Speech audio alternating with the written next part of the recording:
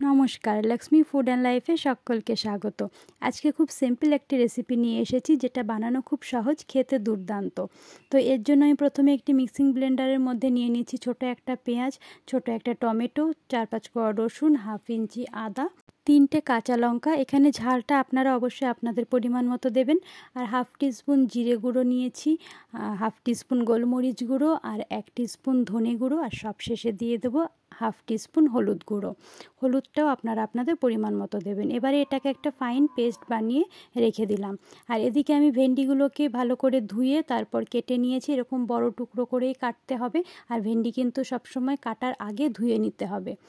তো এবারে কড়াইতে আমি সর্ষের তেল গরম করে নিলাম। তেলটা গরম হতে এর মধ্যে 1 টেবিল চামচ পরিমাণে জিরে ফোড়ন দিয়ে দিলাম। জিরেটা ভালোভাবে ফুটে উঠলে তার মধ্যে ধুয়ে কেটে রাখা ভেন্ডিগুলোকে দিয়ে দেব। এবারে ভেন্ডিগুলোকে ভালো করে একটু নেড়েচেড়ে তেলের সঙ্গে মিশিয়ে নিয়ে পরিমাণ মতো লবণ দেব, পরিমাণ মতো হলুদ দেব। লবণ হলুদের পরিমাণটাও আপনারা আপনাদের পরিমাণ মতো দেবেন।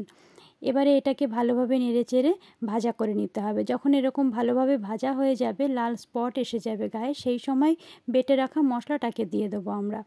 এবারে মশলাটা দিয়ে মশলার সাথে ভালো করে ভেন্ডিটাকে কষিয়ে নিতে হবে। এই সময় এখানে আমি আরেকটু তেল ব্যবহার করেছি, সর্ষের তেল আরেকটু দিয়ে নিয়েছি। আমার কাছে মনে হলো তেলটা কম, আর এই রেসিপিতে কিন্তু তেল বেশিই লাগে। আপনারা চাইলে নাও দিতে পারেন, সেক্ষেত্রে ভালো হবে না। তো এবারে ভালোভাবে ভেন্ডির সাথে এটাকে কষিয়ে নিয়ে একটু চিনি দিয়ে দেব স্বাদ বাড়ানোর জন্য।